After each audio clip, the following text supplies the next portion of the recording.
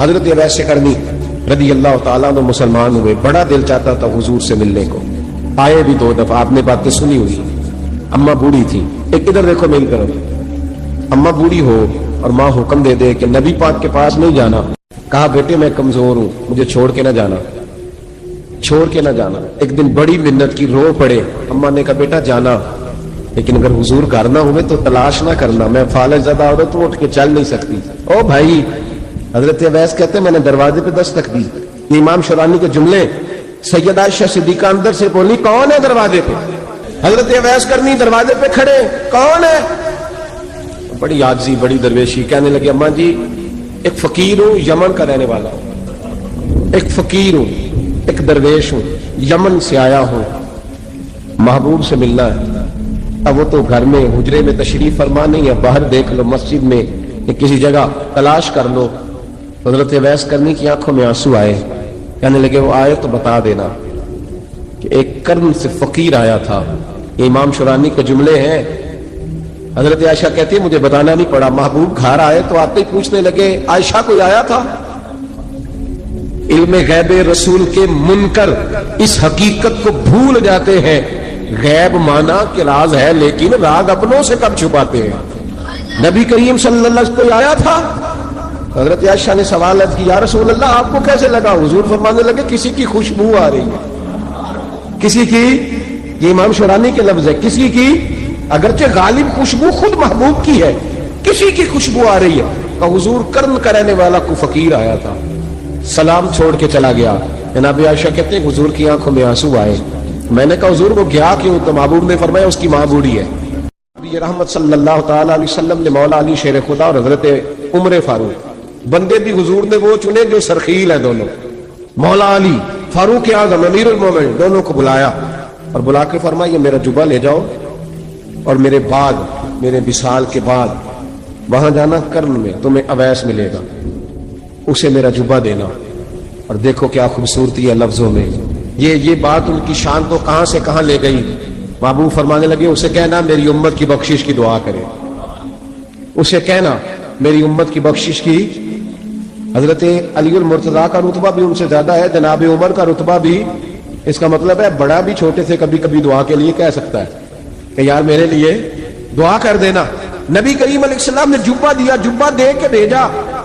حضرت عمر گئے ملنے، جناب مولا علی گئے، جا کے پوچھا وہ کدھر ہے؟ کہا وہ دیوانے سے ہیں، گھومتے رہتے ہیں۔ جب ملاقات ہوئی تو حضرت اویس کرنی دوڑے آئے، جناب عمر کہنے لگے آپ کا نام اویس ہے؟ کہنے لگے ہاں عمر فاروق میرا نام اویس ہی ہے۔ پھر آگے بڑھ کے کہنے لگے علی آپ کی طبیعت مبارک ایسی ہے۔ پھر وہ جبہ وصول کیا، کہا محبوب نے کہا تھا امت کے لیے دعا کرنا، تو حضرت اویس نے فوراً سر سجدے میں رکھ دیا۔ اور داتا صاحب حدیث لائے ہیں، محبوب فرمانے لگے اللہ تعالیٰ بنو کلب کے قبیلے کی بکریوں کے بالوں کی تعداد کے مطابق اویس کرنی کی دعا کی برکت سے میری امت کو جنت میں داخل کرے گا۔ اتنا بڑا اعزاز، اتنا بڑا اعزاز۔ حضرت اویس کرنی رضی اللہ تعالیٰ انہوں نے دعا کی۔ تیسرے شخص نے کہا کہ اویس ان کی زیارت کر لو جنہوں نے حضور کی زیارت کی، ان کی زیارت کر لو، چلو آپ حضور کی زیارت نہیں کر سکے تو زیارت کر لو۔ حضرت اویس کرنی اٹھ کے قریب گئے تو جناب علی المرتضیٰ جناب عمر سے کہنے لگے حضور کی داڑھی مبارک میں کتنے بال سفید تھے؟ زیارت تو نہیں کی، داڑھی میں کتنے بال ہیں؟ انہوں نے یہ نہیں کہا ہمیں پتہ نہیں، کیونکہ سوال دوسرے کا تھا۔ کہا کتنے بال سفید تھے؟ تو یہ نہیں فرمایا مولا علی اور جناب عمر نے کہ ہمیں پتہ نہیں۔ کہنے لگے ویس آج آپ ہی بتائیں گے کتنے سفید، آج آپ ہی بتائیں کتنے ہیں۔ تو حضرت سیدنا اویس کرنی کہنے لگے محبوب کی داڑھی مبارک میں 17 بال سفید تھے، 17 بال سفید تھے، یہ ان کی زیارت کا حال۔ حضرت اویس کرنی نے ہمیں بتایا کہ دور رہ کے اطاعت صحیح کرنا، تمہارا ذکر دربار رسول پہ بھی ہوگا اور دربار خداوندی پہ بھی ہوگا۔ حضرت حرم بن حیان رحمت اللہ تعالی علیہ فرماتے ہیں میں حضرت اویس کرنی کو ڈھونڈنے چل پڑا، ڈھونڈنے بھی اسے نکلا جسے کسی نے نہیں ڈھونڈا اور جو کبھی کسی کو نہیں ملے۔ حضرت اویس کرنی، یہ فکرہ کسی درویش نے نا حضرت اویس کرنی کے لیے کہا ہے، یہ فکرہ پورا فیٹونی پہ آتا ہے، اسی کسی دے کچھ نہیں جلا دیا نہ کوئی ساڈا درد، کوئی جرانہ نہیں، کوئی دوستانہ نہیں۔ حضرت اویس کرنی کا مزار بھی کنفرم نہیں کہ کدھر ہے، بس اسی کسی دے کچھ نہیں لگتے، کیا ضرورت ہے۔ بس ٹھیک ہے، اپنا جو ہے انداز سارے زمانے سے علیحدہ کر کے رکھا انہوں نے، علیحدہ، الگ تھلگ۔ حضرت خواجہ ویس کرنی کو ڈھونڈتے ڈھونڈتے کہتے ہیں میں گیا، کرن گیا، دھرم بھی نہیں، یہ دادا صاحب نے اس کو لکھا ہے، فرماتے ہیں میں گیا تو مجھے لوگوں نے کہا وہ تو حج کرنے چلے گئے۔ کہتے ہیں جب میں مکے گیا تو میں نے لوگوں سے پوچھا ویس کرنی آئے تو کہنے لگے ہم تو نہیں جانتے۔ یہ تو میرے جیسے لوگ ہوتے ہیں نا، جن کی تصویریں زیادہ نکلتی ہیں تو جن کی ویڈیو زیادہ ہوتی ہے تو لوگ زیادہ جاننے لگتے ہیں، ورنہ رب کریم کے بندے تو چھپے ہوئے، چکر میں پڑے ہی نہیں۔ کون اویس کرنی؟ انہوں نے کہا کہ حضرت اویس کرنی، چہرے پر برس کے داغ ہیں، کمزور سا وجود ہے، داڑھی زیادہ گھنی نہیں۔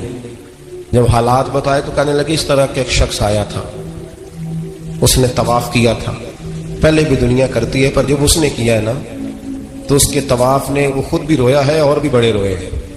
وہ جب حجر اسود پہ آیا ہے تو رنگ بدلتا دیکھا ہے۔ کہا وہ کدھر گئے؟ کہنے لگے پورا نہیں پتا، اتنا ضرور خبر ہے کہ ان کے انداز بتاتے تھے کہ ہم مدینے جائیں گے۔ جناب حرم بن حیان کہتے ہیں کہ میں مدینے گیا، میں نے خواجہ اویس کو ڈھونڈا، میں نے کہا یار میں نے حضرت خواجہ اویس کرنی کو ملنا ہے، کسی نے بتایا ہے کہ وہ مدینہ شریف آئے، تو لوگ کہنے لگے ہم نہیں جانتے وہ کون ہے۔ حضرت خواجہ اویس کرنی کے بارے میں پوچھا تو مدینہ شریف کے زائرین اور وہاں کے مقامی لوگ بھی کہنے لگے کوئی نہیں پتا، ہم نہیں جانتے، ملے ہی نہیں۔ تو کہا باریک سا وجود ہے، پرانا سا لباس ہے، برس کے داغ ہے، چہرے پہ داڑھی زیادہ گھنی نہیں، کسی کو پاس نہیں بٹھاتے۔ پھر ایک جملہ اور کہا، سنا ہے روتے ہیں تو بڑے درد سے روتے ہیں، سنا ہے بھیگی رہتی ہیں پلکیں، سنا ہے ان کی پلکیں بھیگی رہتی ہیں۔ میں 2-4 دن پہلے کسی سے سن رہا تھا شعر، اس نے کہا تھا ایک باری میری آنکھیاں تو انہوں نے اتھرو پونجے سا ہن چسکا پہ گیا رونے دا، ہر ویلے یا ہوزاری ہے۔ کہتے ہیں کہ وہ اس طرح کی اس کی کیفیت ہے۔ کہتے ہیں میں نے کہا یار وہی تو اویس کرنی تھے، کدھر گئے؟ کہنے لگے کوئی خبر نہیں، جب وہ آئے ہیں تو ان کے آنے کا انداز ہی نرالا تھا، سسکیاں اور آہیں نکل گئیں اس شخص کی جب وہ مدینے آیا۔ حضرت حرم بن حیان کہتے ہیں میں ڈھونڈتا رہا، تلاش کرتا رہا، پھر میں ان کو ڈھونڈتے ڈھونڈتے عراق میں آیا تو نہر فرات کے کنارے ایک کمزور سے آدمی کو ریت کے ٹیلے پر بیٹھ کے وضو کرتے دیکھا۔ کہتے ہیں جب ان کا وضو مکمل ہوا تو میں نے کہا السلام علیکم، تو کہتے انہوں نے چہرہ نہیں پھیرا، وہیں بیٹھے بیٹھے کہنے لگے وعلیکم السلام یا حرم بن حیان، یا حرم بن حیان وعلیکم السلام۔ کہتے میں نے کہا کہ من انت، آپ کون ہے؟ تو کہنے لگے وہی ہوں جسے تم مکے اور مدینے ڈھونڈتا رہا۔ تو کہتے میں نے کہا حضور آپ میرا نام کیسے جانتے ہیں؟ حضرت ویسے کرنی بول کر فرمانے لگے، کہنے لگے کیا کہا تو نے کہ میں تجھے کیسے جانتا ہوں؟ فرمانے لگے تو مجھ سے پیار کرتا ہے، عارف تو روحی من روحی کا، میری روح تیری روح کی جاننے والی ہے، یہ روحوں کا رشتہ ہے، یہ خطا نہیں جایا کرتا۔ عارف تو روحی من روحی کا، میری روح تیری روح کو جانتی ہے۔ یہ کیسے ہو گیا؟ کوئی ایسے لوگ تھے تو اتنی جگہ مجھے تلاش کر آیا اور میں تجھے جانوں نہ، یہ کیسے ہو سکتا ہے؟ یہ کیسے ممکن ہے؟ تو ڈھونڈتا رہا گلی گلی اور میں کہوں کہ میں تجھے جانتا نہیں؟ فرمایا حرم بن حیان میں ہاں میں دعا کرتا ہوں اللہ کی بارگاہ میں کہ رب کریم مجھے اور تجھے جنت میں اکٹھا کر دے۔ کہتے ہیں جب انہوں نے یہ دعا کی تو وہ چل پڑے۔ میں نے کہا حضور کہاں جا رہے ہیں؟ فرمانے لگے میرا پیچھا نہ کرنا، میں کسی اور منزل کا مسافر ہوں، اور جس رستے میں چل رہا ہوں نا ان منزلوں پہ ساتھ نہیں کسی کو لیا جاتا، یہ میری اپنی ذاتی منزل ہے، اس میں پاؤں پہ چھالے ذرا سخت ہوتے ہیں، ہر آدمی کا کام نہیں یہاں چلنا، تو مجھے تنہا رہنے دے اور مجھے اپنی مرضی سے چلنے دے۔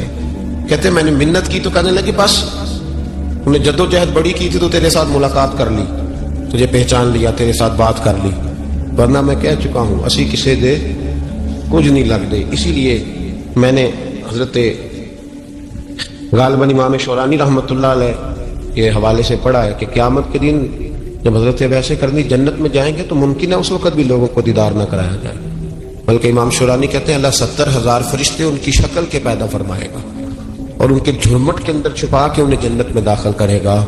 ملاقات کس سے ہوگی؟ صرف انہی سے ہوگی جن کے لیے انہوں نے زندگی گزار دی۔ یا خدا سے ملیں گے یا مصطفیٰ کریم سے ملیں گے، یہ بھی لوگ تو محبت کریں، صالحین کا پیار، نیک لوگوں کی محبت، صالحین کی محبت رستہ آسان کرتی۔ خواجہ اویس کرنی رضی اللہ تعالیٰ اپنے آپ کو چھپا کے رکھا ساری زندگی۔ اما جب انتقال کر گئی نا خواجہ اویس کرنی کی، والد پہلے جا چکے تھے، والدہ انتقال کر گئی تو کسی ایک جگہ ٹھکانہ نہیں رکھا حضرت ویسے کرنے. محبوب فرمانے لگے صحابہ سے بتاؤ کامل ایمان کس کا ہے؟ کہ یا رسول اللہ نبیوں کا. فرمایا ان پر تو وہی آتی ہے. یہ ایک معنی میں ہے ورنہ کامل ایمان انہی کا ہے. فرمایا بتاؤ کامل ایمان کس کا؟ کہ یا رسول اللہ صحابہ کا. ہمارا. نبی پاک نے فرمایا تم نے تو درختوں کو سجدے کرتے دیکھا ہے, ڈوبے ہوئے سورج کو واپس آتے دیکھا ہے, چاند ٹوٹتے دیکھا ہے. کہ حضور پھر فرشتوں کا؟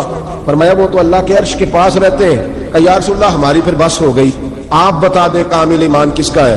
تو محبوب نے فرمایا کامل ایمان ان کا ہے جنہوں نے مجھے دیکھا نہیں ہوگا, جنہوں نے مجھے دیکھا نہیں ہوگا. اور لفظ حدیث کے دیکھا نہیں ہوگا پر ان کی خواہش ہوگی اگر ایک دفعہ جلوہ نظر آئے تو وہ ہر چیز قربان کرنے کو تیار ہے.